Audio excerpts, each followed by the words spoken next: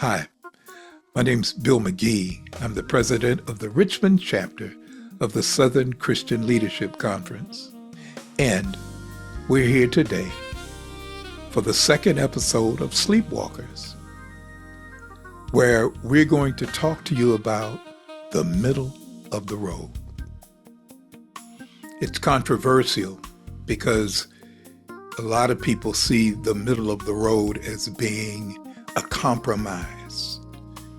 Some people swung hard left, and a great deal of people in this country have swung hard right. But I want to talk to you a little bit about how this middle of the road concept works. Malcolm X, Malcolm Little, Malik El-Shabazz, he went through a transition with the Nation of Islam, and he, in his travels, went abroad to Mecca, and he came back with a different perspective. In the same way, Martin Luther King, who may have been more moderate, started swinging more left when it came to Vietnam and the war on poverty. We had someone like Roy Wilkins, who was the head of the NAACP for 2 decades almost. And Roy Wilkins was what a lot of people call an accommodator, someone who wanted to work within the system and help us move forward by working within the system. A lot of people didn't think that would work. And then, of course, you had SNCC. Ella Baker, one of the foremost leaders of SCLC, she helped organize the Student Nonviolent Coordinating Committee. So they met at Shaw University. And a young man named John Lewis was there. Marion Barry was there. Stokely Carmichael was an original member. And there are quite a few other people.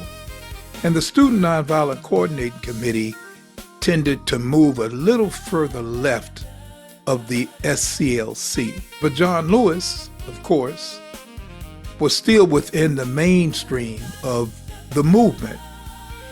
However, during the March on Washington, he had wrote a fiery speech, and they actually forced him to rewrite that speech because they thought it was too far to the left. So that was an example of where even the SCLC, which was moving in a little direction towards the left, they were pulled back to the middle. That's why the NAACP concentrated on legal issues. Even Thurgood Marshall thought that we could fight our battles through the courts more than we could fight it in the streets. So these people weren't sleepwalkers. These people were very active. They were very much so. We have another faction who have moved so far to the right that we can't even reach out and touch some of them at this point. And one of my biggest complaints about the evangelical conservatives is they use biblical principles, but they don't use them fairly and according to the Bible.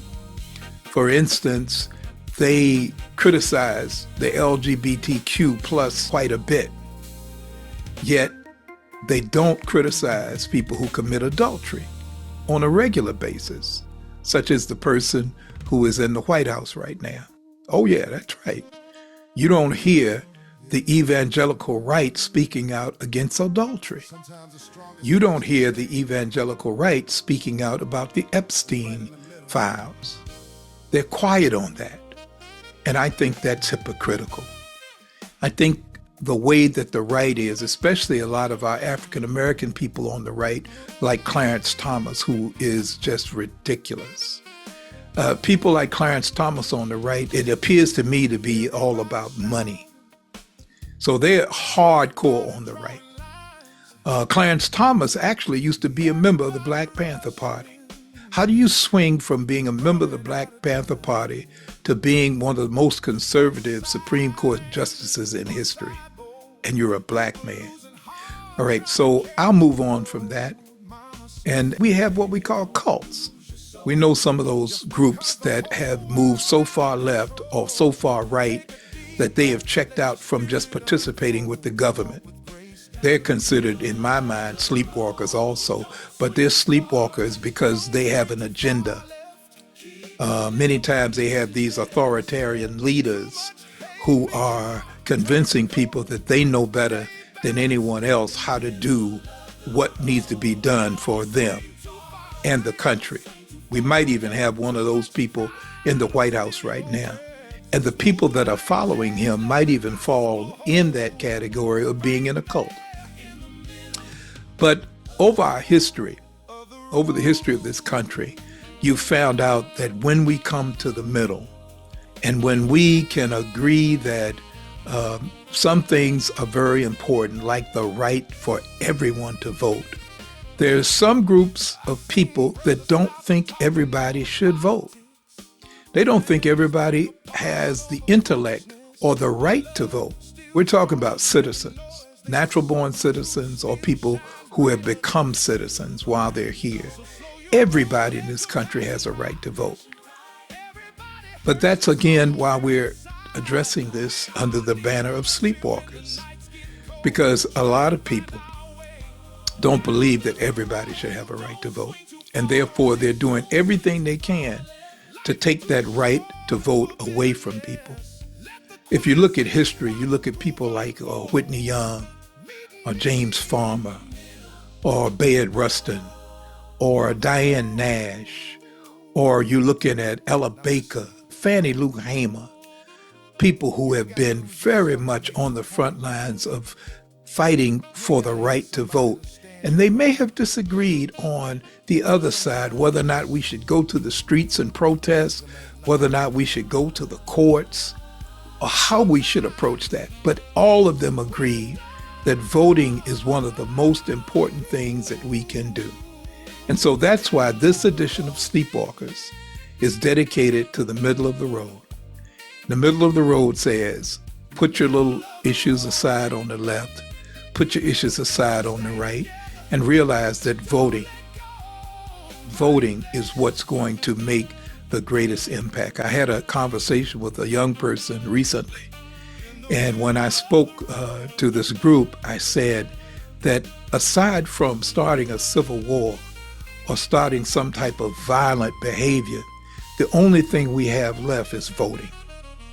And the young man disagreed with me, but when he was making an explanation, he didn't say what the other recourse is. And then he admitted that he voted, and I appreciate that. But he didn't think that voting was going to make the difference. And I beg to differ with him, because I know that they would not be trying their best to stop us from voting if it didn't make a difference. And what's happening with the Supreme Court and all of these gerrymandering districts, that's voter suppression. Some people want us to just fight our battles in the court. And some of us believe we need to hit the streets. We need to inspire, motivate, activate, teach, and get everybody we can to register to vote.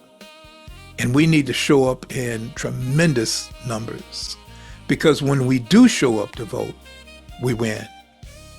So ladies and gentlemen, brothers and sisters, people that are watching this, to me, one of the most important things that you can do is register to vote and vote every opportunity you have.